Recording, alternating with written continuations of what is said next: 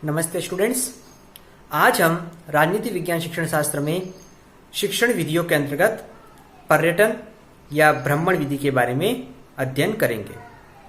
पर्यटन या भ्रमण यूँ तो देखा जाए तो ये एक मनोरंजन का माध्यम है जहाँ पर हमारी शारीरिक और जो मानसिक जो थकाने होते हैं और हमारे जो मानसिकता है उसको एक तरह से स्वच्छ बनाने के लिए, जीवन की समस्याओं से थोड़ा सा दूर होने के लिए हम भ्रमण या पर्यटन का सहारा लेते हैं। लेकिन जब हम शिक्षण की बातें करेंगे तो इस शिक्षण में भी इस विधि का एक अलग ही भूमिका है, इसका अलग ही रोल है। सामाजिक विज्ञान विषय जैसे या नागरिक शास्त्र विषय जैसे विज्ञानों में सामाजिक जो ढांचा होता है, सामाजिक जो वातावरण होता है, उसका भ्रमण करके हम शिक्षण के उद्देश्यों को पूर्ण कर सकते हैं। इसीलिए यह विधि बहुत ही सफल और एक सार्थक सिद्ध हो सकती है। हमारे शिक्षण की निरस्ता को दूर करने, रोचकता प्रदान करने और शिक्षण के जो उद्देश्य है उसको पूर्ण करने के लिए इस विधि का सहारा लिया जा सकता है। निम्न स्तर के बालकों को हम अलग अलग जगह पर, जहां पर शैक्षणिक क्रियाकलाप संबंधित जो भ्रमण करवाकर हम वास्तविकता से अवगत कराकर जानकारी प्रदान कर सकते हैं। आइए हम इस विधि को और अच्छे रूप से जानते हैं। हमारा टॉपिक है आज का पर्यटन या भ्रमण विधि, यानी वह विधि जहां पर घूमकर हम किसी पर्यटन स्थल पर जाकर इस विधि का सहायता ले सकते हैं। इसकी सहायता से हम शिक्षण पूर्ण करवा सकते हैं।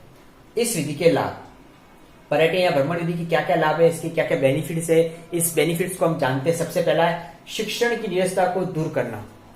कक्षा का जो वातावरण होता है, चार दीवारी के अंदर जो शिक्षण होता है, बच्चों के अंदर जो निरस्ता होती है, उस निरस्ता को कहीं ना कहीं दूर करके एक इंटरेस्ट क्रिएट करना इस विधि के अंतर्गत आता है। तो हम कह सकते हैं कि जो शिक्षण की निरस्ता है उसको दूर करके और जो सामाजिक विज्ञान विषय के जो भी सब्जेक्ट्स है उनकी निरस्ता को दूर किया जा सकता है। जैसे इतिहास है, इतिहास के अंतर्गत हम किसी ऐतिहासिक स्थलों पर जाकर बच्चों को अध्ययन करवा सकते हैं, दुर्गों का भ्रमण करवा सकते हैं, जो ऐतिहासिक जो भी धरोहर है उसके बारे में जानकारियां प्रदान कर सकते हैं। नागरिक शास्त्र जैसे विषय में जो भी सामाजिक जो भी क्षेत्र होते हैं उनके बारे में हम अध्ययन करवा सकते हैं। दूसरा है बालकों की सामान्य बुद्धि का विकास। सामान्य बुद्धि यानी कि जो जीके होता है, जो जनरल नॉलेज होता है, सामान्य ज्ञान बोलो या सामान्य बुद्धि बोलो, उसका विकास होता है। क्योंकि ऐतिहासिक जगहों पर जाकर या कोई भी जो शैक्षणिक पर्यटन जगहों पर जाकर वहां की जानकारियां प्राप्त होती है और कहीं ना कहीं उससे हमारी सामान्य बुद्धि का या बालकों की सामान्य बुद्धि का विकास होता है। अगला है पाठ्यक्रम के अनुभव को समृद्ध बनाना। जो सिलेबस जिस अनुभव को लेकर निर्मित होता है, जिसमें जो सैद्धांतिक ज्ञान होता है, उस सैद्धांतिक ज्ञान को कहीं ना कहीं हम वास्तविक रूप से अवगत कराकर उसके अनुभव को समृद्ध बनाते हैं, उसको मजबूत प्रदान करते हैं। अगला है बालक सामाजिक वातावरण का ज्ञान।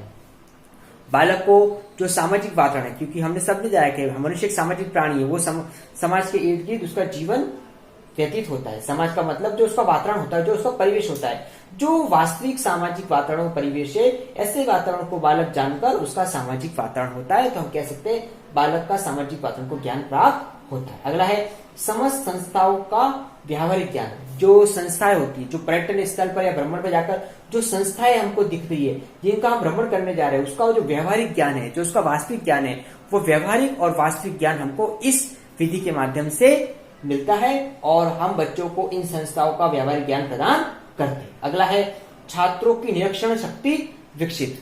निरीक्षण शक्ति, बच्चे इस विधि के माध्यम से किसी जगह पर जाकर उसका निरीक्षण करते हैं और निरीक्षण करने के बाद उसका तर्क वितर्क करके जो उनकी मानसिक शक्ति है, वो उनकी मानसिक शक्ति का विकास होता है और वह उस भ्रमण क्षेत्र पर जाकर उनकी निरीक्षण करने का जो भाव है वो अंदर विद्यमान होता है। बच्चे उसकी वास्तविकता को समझते हैं। अगला है धारणाएं स्पष्ट होती है।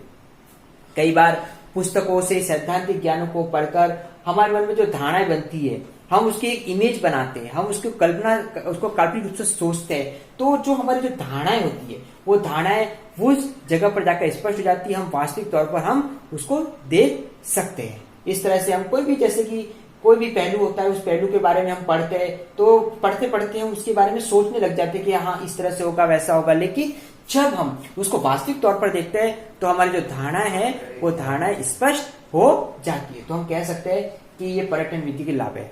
तो ये विधि अपने आप में एक बहुत ही महत्वपूर्ण भूमिका निभाती है।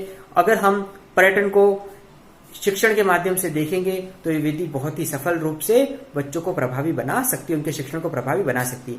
आइए इस विधि के बारे में और जानते हैं कि जो ब्राह्मण विधि है, इस ब्राह्मण विधि की योजना प्लानिंग बनाते समय एक शिक्षक को किन बातों का ध्यान रखना चाहिए ताकि यह जो ब्राह्मण विधि है वो सफल बन सके और जो शिक्षण है वो शिक्षण को पूर्ण कर सके। क्योंकि बिना इसकी प्लानिंग के इस योजना को करना आप बोल सकते हो कि थोड़ा सा खतरनाक हो सकता है, क्योंकि इसके लिए कुछ प्लानिंग करनी जरूरी है।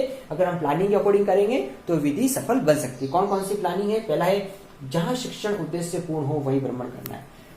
जैसे कि हमने पूर्व में जाना था कि भ्रमण पर्यटन इंसान अपनी जो मानसिकता या थकान को दूर करने के लिए और थोड़ी सी जीवन की समस्याओं से दूर भागने के लिए भ्रमण करता है। लेकिन हम जहाँ शिक्षण के लिए भ्रमण कर रहे हैं तो हमको उसी जगह का भ्रमण करना है जो शिक्षण के उद्देश्यों को पूर्ण कर रहा हो।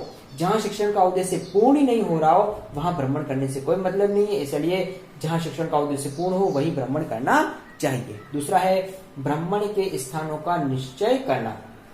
भ्रमण करते समय आप 1 दिन 2 दिन कितने दिन की प्लानिंग करो। उस प्लानिंग के साथ साथ ही किन किन स्थानों का भ्रमण करने जा रहे हो उसकी पहले से प्लानिंग करनी चाहिए, ताकि उसके अनुसार जो आपने एक पूरा प्लान करा उस प्लान के अनुसार आप सही से भ्रमण कर सको और कितना समय कहाँ पर जाना है वो सारी के सारी डिसाइड कर लो, ताकि आपको अनावश्यक जो भी आपको समय वेस्ट है वो समय वेस्ट नहीं हो। अगला है समय निश्चित करना। जैसे सेकंड पॉइंट ये कि इसका आप पहले से समय निश्चित कर लो। समय निश्चित के साथ साथ जो बच्चे जाना चाह रहे हैं या जिन बच्चों को आप ले जा रहे हैं उनके अभिभावकों की अनुमति ले लो, ताकि जो भ्रमण करने में दिक्कतें नहीं आए। इसलिए समय निश्चित कर लेना चाहिए। अगला है प्राथमिक स्तर के बालकों को आसपास ले जावे। प्राथमिक स्तर के जो बालक होते हैं 10 से 12 साल तक के जो बालक होते हैं, ऐसे बालकों को कोशिश करनी चाहिए प्राइमरी लेवल के स्टेज बच्चों को कि आसपास के एरिया में जहां पर आप एक दिन में जाकर आ सके ऐसी जगह पे या भ्रमण लेके जाए। ज्यादा दूर या जहां पर ज्यादा समय जाता हो ऐसे स्थानों पर भ्रमण ले जाना ऐसे बालकों के लिए सही नहीं। अगला है भ्रमण अधिक व्ययपूर्ण नहीं हो। सबसे इंपॉर्टेंट है भ्रमण वही करिए जहां पर अधिक खर्चा ना हो, क्योंकि जहां आप अधिक खर्चा कर रहे हो तो आपका भ्रमण आपके जो बोल सकते हो कि खर्चा बढ़ा सकता है। इसलिए अधिक व्ययपूर्ण नहीं होना चाहिए। शैक्षणिक उद्देश्य को पूर्ण करने में भ्रमण एक जो भी आपका जो प्लानिंग करिए उस प्लानिंग के अकॉर्डिंग आपका भ्रमण होना चाहिए। अगला है छात्रों को निरीक्षण के पर्याप्त अवसर देना। भ्रमण बच्चों के शैक्षणिक उद्देश्य को ध्यान में रखकर किया जा रहा है। भ्रमण शिक्षण की नीरसता को दूर करने के लिए किया जा रहा है। भ्रमण वास्तविक ज्ञान प्रदान करने के लिए जा रहा है। इसलिए जब आप बच्चों को भ्रमण करने के लिए लेके जा रहे हो तो ये ध्यान रखना है कि जो शिक्षण की जो शिक्षक होते हैं उनको कोशिश करनी है कि बालकों को निरीक्षण के पर्याप्त अवसर प्रदान करें, ताकि वहां जाकर वह देखे कि क्या कैसे ज्ञान प्राप्त कर रहे हैं और साथ ही साथ उनको पर्याप्त अवसर दिए जाने चाहिए। तो यह है भ्रमण करने की योजना।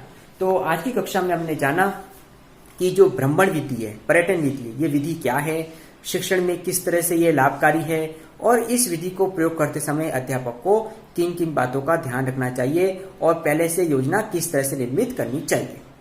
भ्रमण अपने अपने शिक्षण में एक स्थान रखता है।